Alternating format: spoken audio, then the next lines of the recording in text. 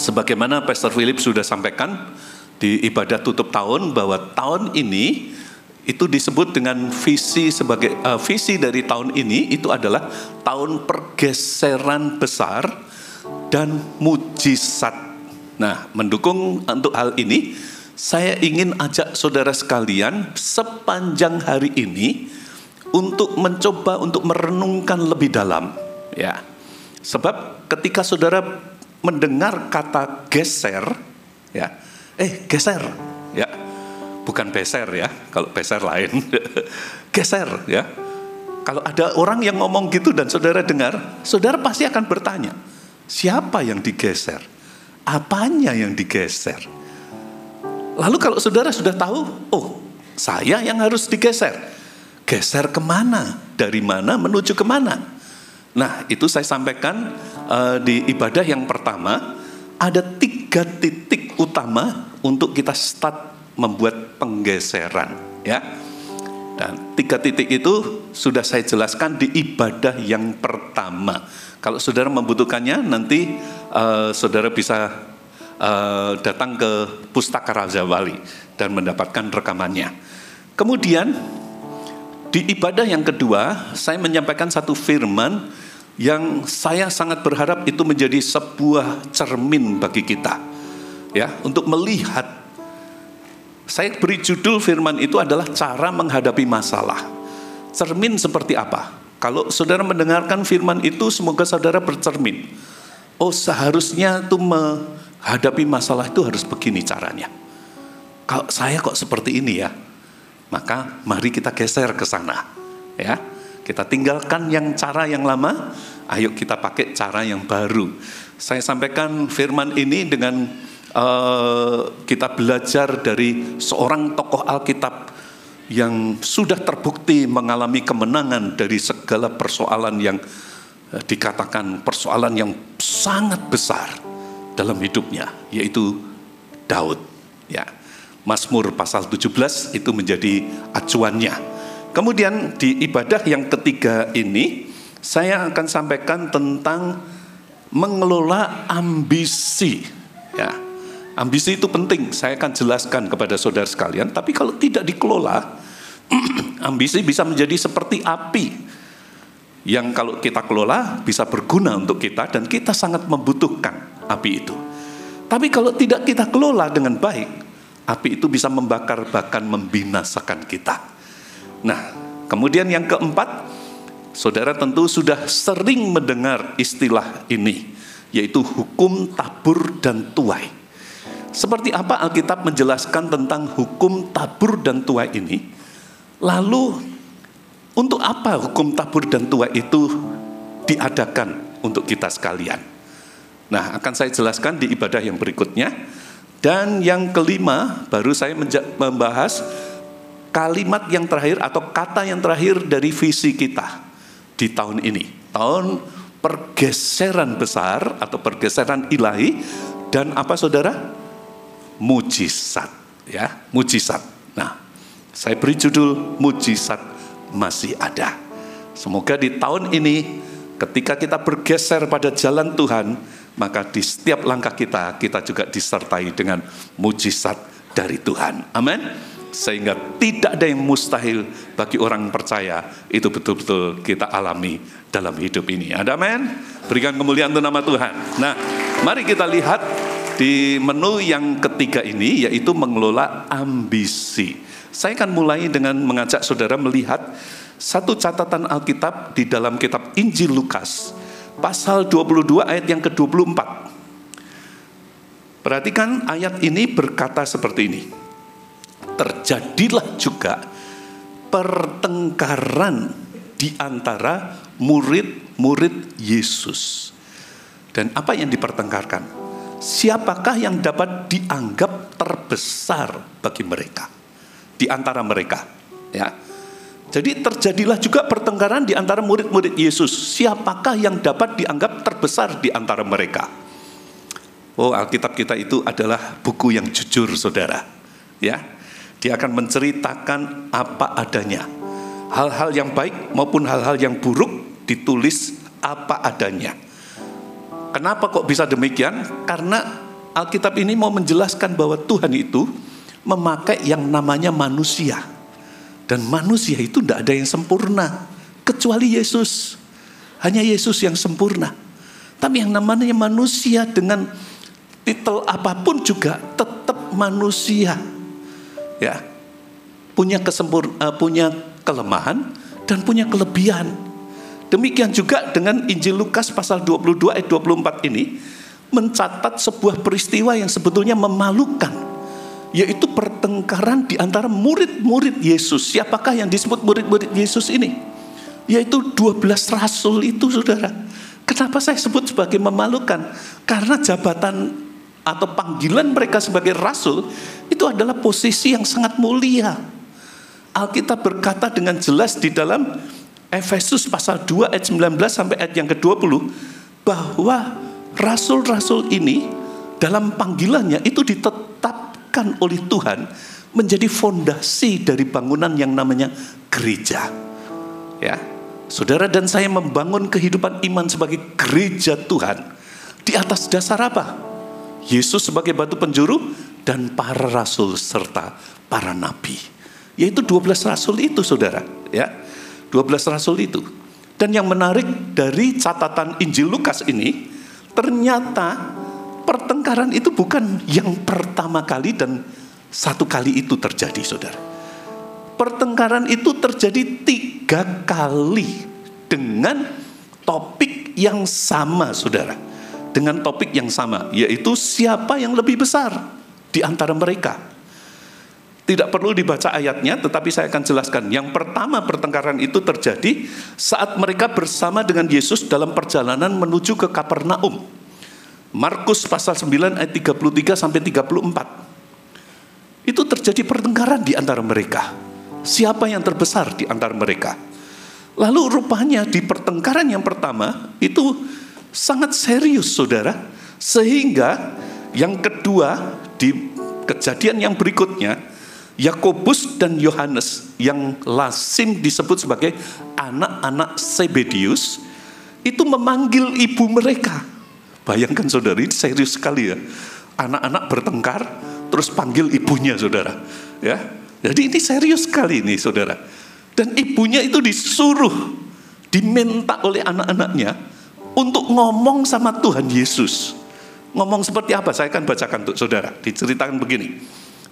Matius pasal 20 ayat 20 sampai 24. Maka datanglah ibu anak-anak Zebedius, Yakobus dan Yohanes ini, saudara, serta anak-anaknya itu kepada Yesus, lalu sujud di hadapannya untuk meminta sesuatu kepadanya. Kata Yesus, "Apa yang kau kehendaki?" Jawabnya, "Berilah perintah, keluarkanlah SK," istilahnya demikian, "supaya kedua anakku ini boleh duduk kelak di dalam kerajaanmu, yang seorang di sebelah kananmu dan yang seorang lagi di sebelah kirimu." Tetapi Yesus menjawab mereka, katanya, "Kamu tidak tahu apa yang kamu minta. Dapatkah kamu meminum cawan yang harus kuminum?" Kata mereka kepadanya, "Oh, kami dapat." Yesus berkata kepada mereka, "Cawanku memang akan kamu minum, tetapi hal duduk di sebelah kananku atau di sebelah kiriku, aku tidak berhak memberikannya. Itu akan diberikannya kepada orang-orang bagi siapa Bapakku telah menyediakannya." Mendengar itu, marahlah ke-10 murid yang lain kepada kedua saudaranya. Ya, kedua saudara itu. Ya. Nah, perhatikan, saudara, ini yang kedua. Yang ketiga, pertengkaran itu terjadi di Yerusalem saat mereka sedang duduk makan perjamuan malam yang terakhir. Lukas 22 ayat 24. Terjadilah juga pertengkaran di antara murid-murid Yesus. Siapakah yang dapat dianggap terbesar di antara mereka? Jadi 3 kali mereka tuh bertengkar. Rasul-rasul itu loh, saudara. Bertengkar 3 kali. Topiknya apa, saudara? Topik pertengkarannya, siapa yang terbesar di antara mereka. Nah, kalau topiknya itu, apa yang menggerakkan 12 rasul ini sampai bertengkar, saudara? Hati mereka itu dipenuhi apa, saudara? Jangan bisik-bisik, apalagi pakai bahasa lidah, saudara. Saya tidak ngerti apa yang ada di dalam hati mereka yang menggerakkan mereka sampai mau bertengkar, saudara. Ambisi, lu sudah tak omongkan tadi lu ya, luar biasa ya. Jadi ambisi itu apa toh, saudara? Ambisi itu adalah hasrat atau nafsu atau keinginan yang besar untuk menjadi atau memperoleh, mencapai sesuatu. Seperti pangkat, kedudukan, atau melakukan sesuatu. Ya, ada hasrat yang besar, keinginan yang besar, nafsu yang besar untuk menjadi atau memperoleh, memiliki, mencapai sesuatu bagi hidupnya, saudara. Ya. Sesuatu itu apa? Bisa aja pangkat, kedudukan, menjadi seperti ini, atau kalau ada ambisi juga untuk melakukan sesuatu. Nah, kata ambisi di dalam perbendaharaan bahasa kita itu konotasinya negatif. Negatif. Kenapa? Karena kita sering juga memakai itu sebagai nasihat. Kita kan sering kali ngomong kalau ada orang yang sepertinya bernafsu, terus kita ngomong, jangan ambisi, gitu. Betul kan? Kalau kita ngomong jangan, itu artinya kan negatif. Jangan ambisi loh, jangan ambisi. Ya, itu negatif konotasinya. Tapi sebenarnya ambisi itu seperti pisau, saudara. Ya, tergantung di tangan siapa dan untuk apa. Ya, nah pisau itu berguna. Tadi saya gambarkan itu seperti api, juga berguna. Ya. Sangat berguna bagi kita. Contohnya aja, dalam hidup ini kalau kita semua tidak punya ambisi, saya yakin dunia tidak berputar. Betul ya? Kalau saudara lihat satu pertandingan, misalnya badminton misalnya, pertandingan ini ya, terus dua-duanya tidak punya ambisi untuk menang, apakah pertandingan itu menarik? Ya sudah, kamu yang menang aja. Ya sudah, ya wes aku yang kalah. Terus sana juga bilang, kamu aja yang menang. Ya, apakah menarik pertandingan itu? Gak menarik. Jadi di dalam hidup ini sekali lagi, kalau tidak ada ambisi, dunia kayaknya berhenti. Kalau saudara saat ini juga tidak punya ambisi apapun, saya yakin hidup saudara juga sudah berhenti, sekalipun saudara masih bernapas. Karena saudara tidak akan kemana-mana, dan tidak akan mencapai apa-apa, dan tidak akan melakukan apa-apa. Ya, jadi ambisi itu penting. Persoalannya adalah di dalam ambisi itu selalu dua hal, ya. Persoalannya adalah dua hal, ya. Yaitu ambisi apa? Tentang apa? Dan kalau berbicara tentang ambisi itu juga berbicara tentang bagaimana mencapai apa yang diinginkan. Ya. Dan itu bisa menjadi persoalan kalau tidak dikelola dengan baik, ya. Kalau tidak dikelola dengan baik. Nah, yang menarik di sini, murid-murid itu mempertengkarkan sesuatu berdasarkan ambisi mereka. Lalu ketika saya merenungkan ini, saya sangat tertarik untuk melihat pandangan Yesus bagaimana terhadap pertengkaran ini. Karena itu poin yang paling penting. Saya melihat, dan saudara boleh cek kembali, Yesus tidak pernah melarang murid-muridnya punya ambisi. Betul? Tidak pernah melarang. Buktinya apa? Sampai 3 kali mereka itu bertengkar, saudara. Sampai 3 kali mereka itu bisa bertengkar. Ini saya, kalau Yesus tidak berkenan, dia akan dengan tegas berkata, jangan ambisi. Kalau berani ambisi sekali lagi, masuk neraka. Selesai, saudara. Pertengkarannya selesai, tidak mungkin akan dibicarakan lagi. Ya, tidak akan dibicarakan. Mereka pasti takut dengan Yesus. Tapi ini sampai 3 kali. Mungkin ada yang berpikir, Mungkin Yesus tidak dengar itu kan, dalam perjalanannya kan Yesus ada di depan, terus murid-murid di belakang. Terus mereka bertengkarnya, berselisihnya itu bisik-bisik. Aku yang terbesar, udah bisa. Aku yang terbesar. Oh, dah aku. 12 loh ini. 12 orang. Tidak bisa, aku yang terbesar. Tidak bisa. Masalahnya di dalam bahasa Yunaninya atau bahasa asli dari Perjanjian Baru, kata pertengkaran itu tidak menunjukkan bahwa itu dilakukan dengan suara yang pelan atau bisik-bisik. Tapi kata pertengkaran di situ pengertiannya adalah perbantahan. Ya. Nah, namanya perbantahan tidak bisa. Kalau satu lebih keras, yang satunya kalau mau jadi lebih besar lebih keras lagi. Nah, karena itu 10 meter pun jaraknya, Yesus pasti tahu. Yesus pasti dengar. Ya, setuju? Setuju, lambaikan tangan. Oke, kita lanjut ya. Jadi masalah dari ambisi itu selalu muncul. Yaitu yang pertama, kemana ambisi itu diarahkan. Lalu bagaimana memenuhi ambisi atau mengejar ambisi itu.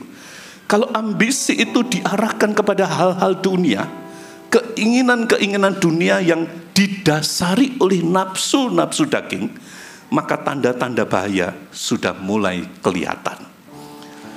Karena cenderung kalau urusannya hanya kepada hal yang fana, orang akan bisa mengejarnya dengan cara-cara yang mungkin tidak terpikir di dalam diri kita, dan bisa memakai segala macam cara. Dia bisa halalkan semua cara ya untuk mencapai ambisinya. Ada banyak contoh di dunia ini, saudara, dan di sekitar kehidupan kita. Saya mau tunjukkan ada 3 kisah. Ini kisah nyata, saudara. Yang satu tertulis di Alkitab, yang 2 tertulis di dalam kitab kehidupan di dunia ini. Ya, yang pertama seorang atlet besar sebetulnya. Ya, dia atlet dari balap sepeda. Namanya Lance Armstrong. Ya, saya sebutkan namanya karena ini sudah ada di media. Ya, sebelum tahun 2012 kalau nggak salah. Ya, Lance Armstrong ini memenangkan balap sepeda yang sangat terkenal di dunia, Tour de France. Ya, tidak 1 kali, tapi bayangkan saudara, 7 kali. Ya, 7 kali. Sehingga dia menjadi legenda di dunia sport. Dia menjadi legenda. Tapi ketika dia mengikuti yang berikutnya, terbongkarlah satu skandal. Ternyata secara sistematis dia memakai doping. Terbongkar. Dan sebelum terbongkar itu, dia mengaku kalau dia kena kanker. Lalu sembuh, kemudian dia ikut pertandingan lagi. Nah, ketika terbongkar, ini menjadi sebuah skandal.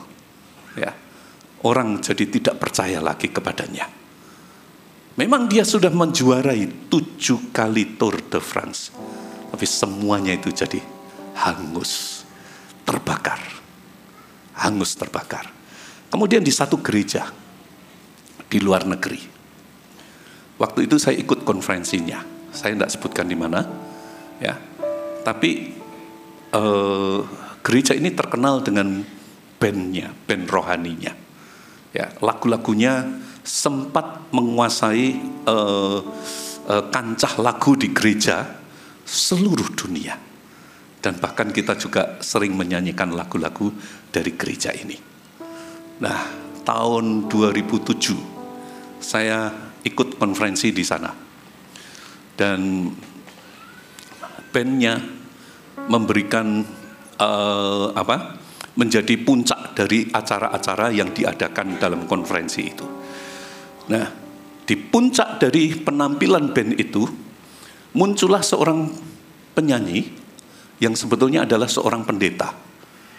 Tapi dia juga seorang pemain musik dan seorang penulis lagu. Dia di launching satu lagu baru dari dia dengan cara yang sangat wow. Buat saya waktu itu sangat menyentuh hati saya.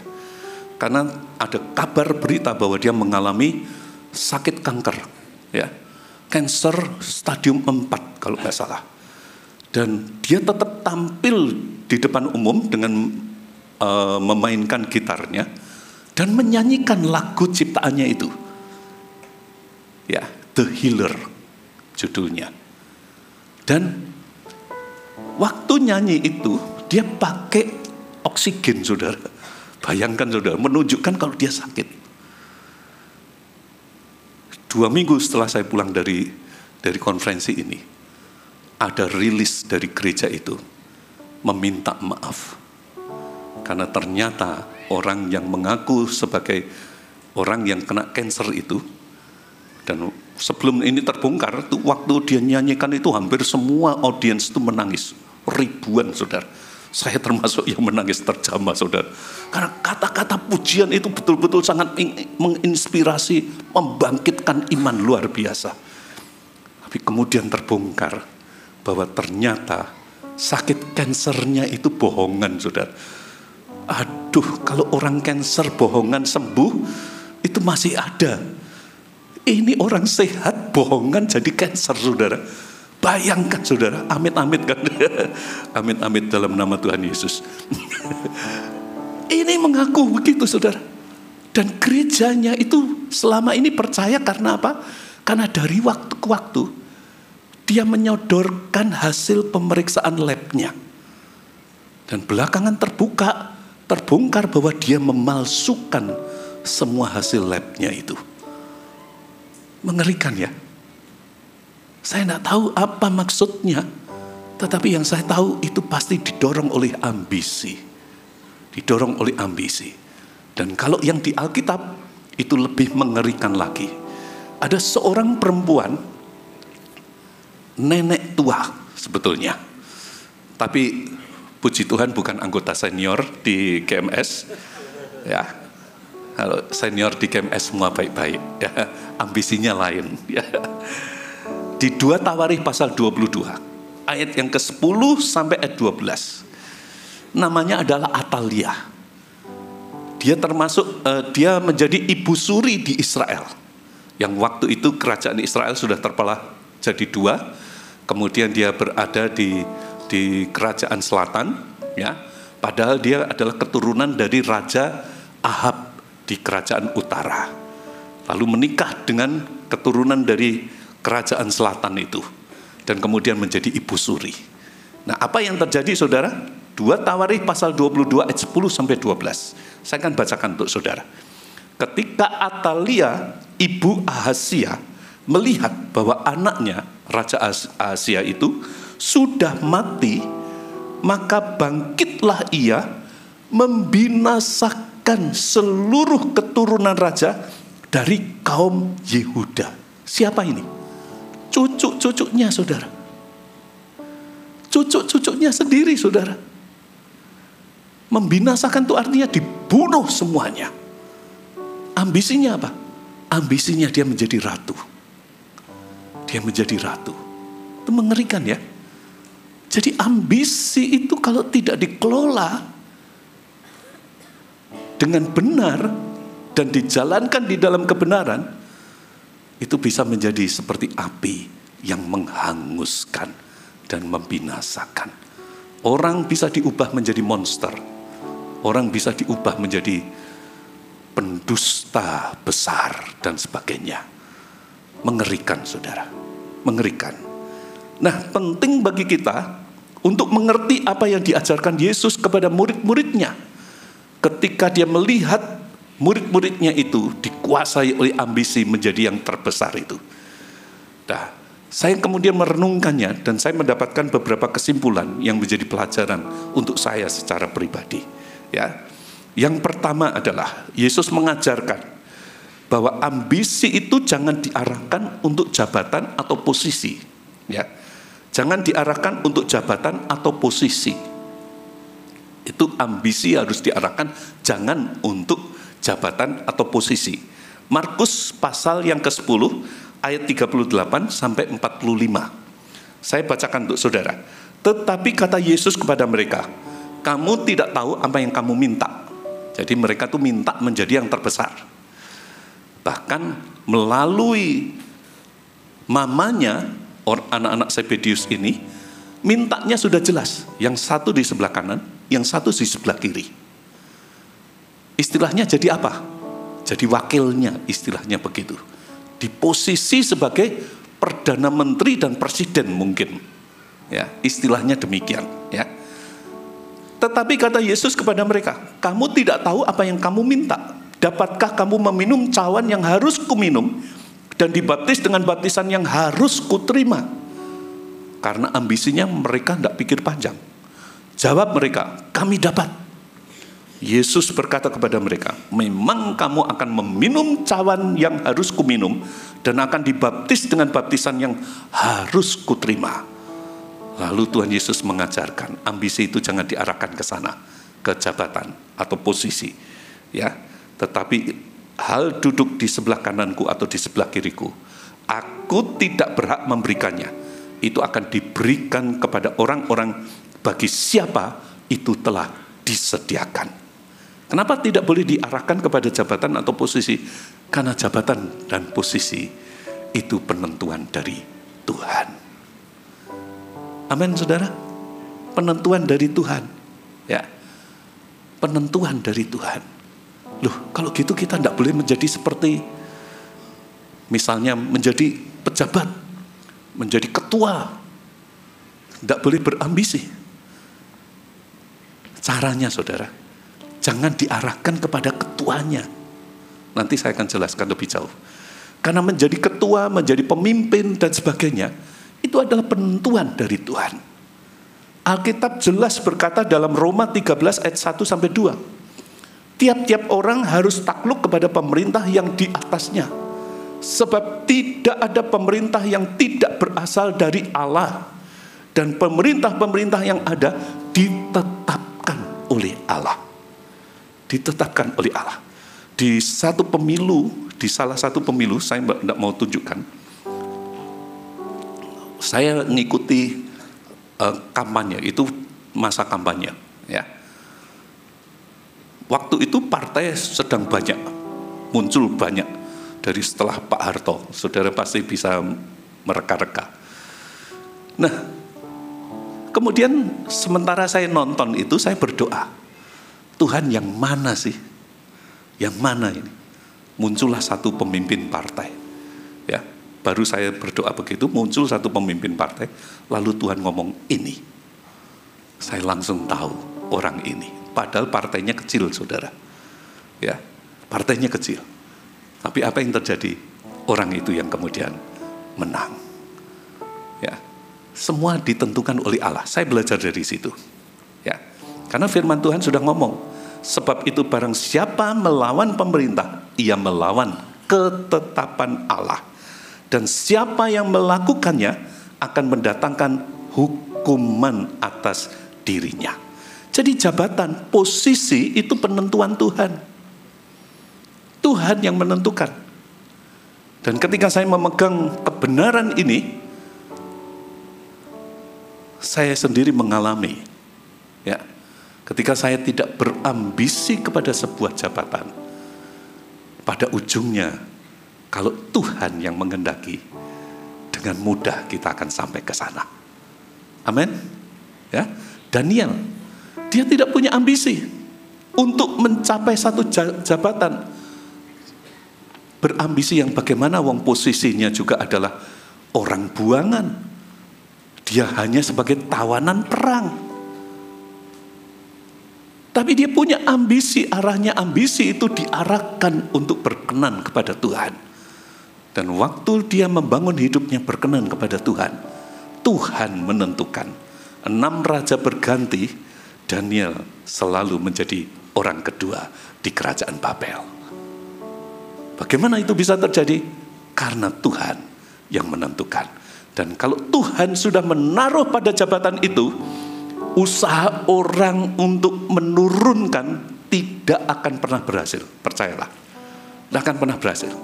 Tetap percaya seperti Daniel, ya. Dan kita tahu musuh-musuhnya kemudian memasukkan dia ke lubang singa. Dan apakah Daniel mati? Dia menang. Dan dia keluar dalam kondisi hidup dan tetap menduduki posisi di mana dia mau didongkel, saudara. Karena apa? Jabatan, posisi adalah penetapan Tuhan. Lalu ambisi itu harus diarahkan kemana? Ambisi itu harus diarahkan kepada fungsi dan memberi manfaat kepada orang lain. Menjadi berkat itu bisa kita arahkan ambisi itu ke sana. Ayatnya di mana? Markus 10 ayat 42 sampai 45. Itu berkata begini. Ini masih di dalam konteks ayat-ayat yang mencatat tentang pertengkaran itu.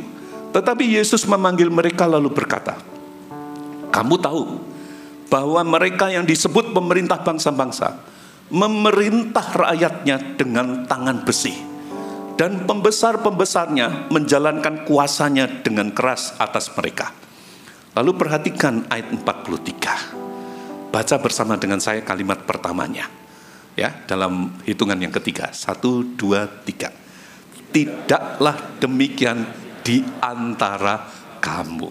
Kamu itu siapa di sini? Murid-muridnya. Ya. Ini pemerintah-pemerintah di atas itu memakai tangan besi. Terus kemudian dikatakan, tidaklah demikian di antara kamu. Kamu murid-muridku harus beda. Bedanya di mana?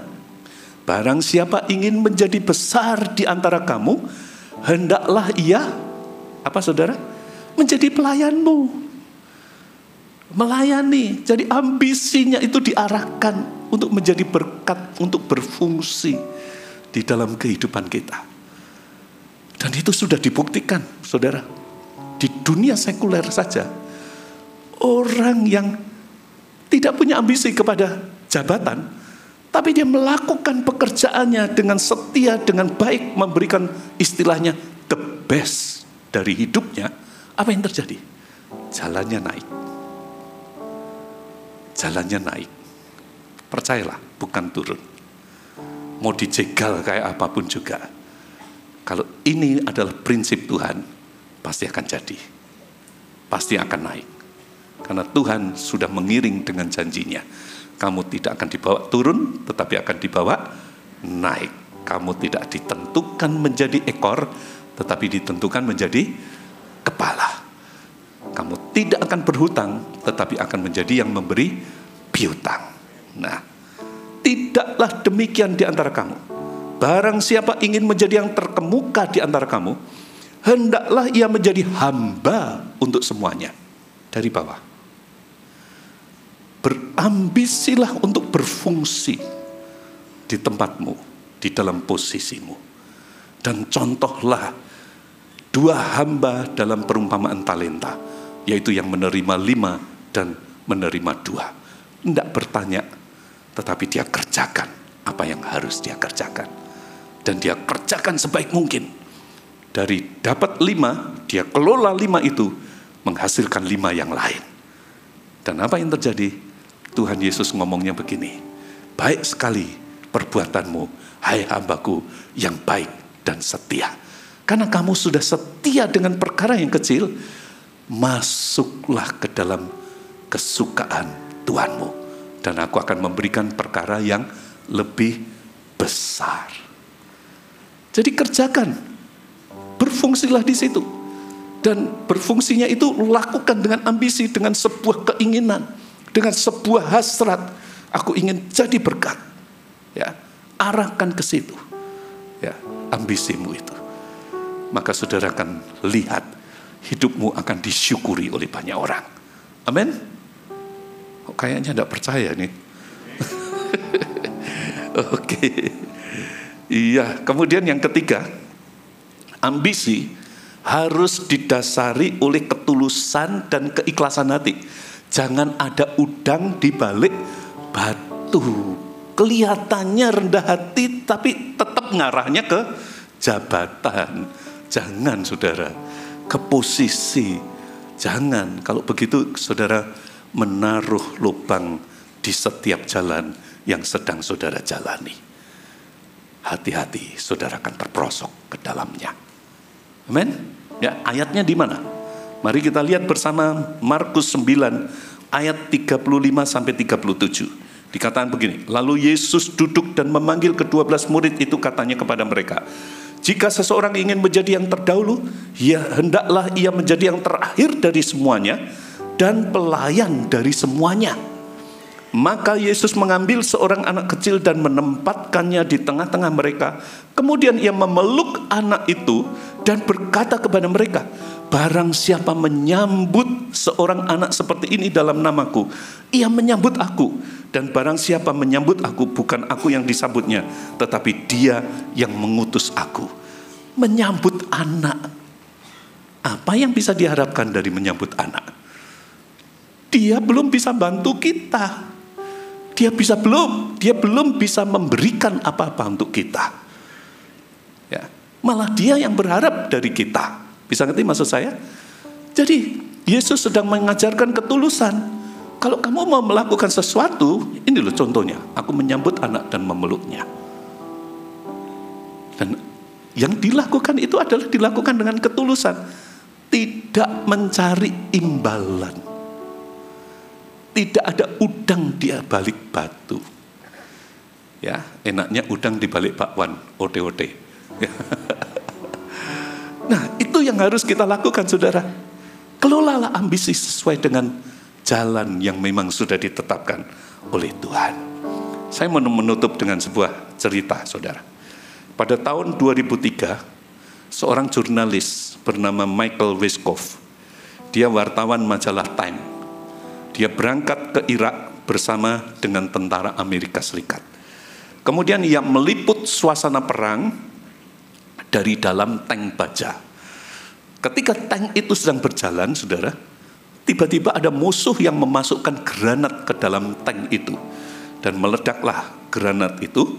Wiskoff kehilangan tangan kanannya. Puji Tuhan dia tidak mati, tapi dia kehilangan tangan kanannya. Dan ketika kembali kepada keluarganya, ini ceritanya ya, ia merenung. Mengapa aku mau diutus ke medan perang hingga cacat begini hasilnya?